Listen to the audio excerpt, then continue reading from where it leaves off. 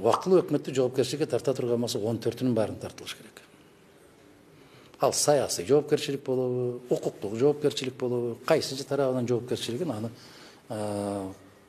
коомчулук иликтеп чыгыш керек. Аны эки кишинин тагдырын, ошончо кишинин тагдырын эки киши чечпеш керек.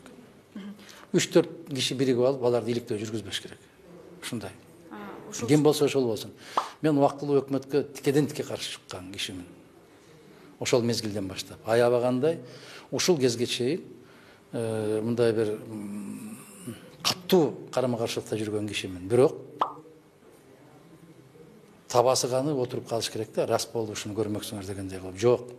Ким болсо ошол болсун. Канчалык деңгээлде мамилен кандай болбосун, баары мыйзамдын чегинде болуш керек, конституциянын негизинде болуш керек.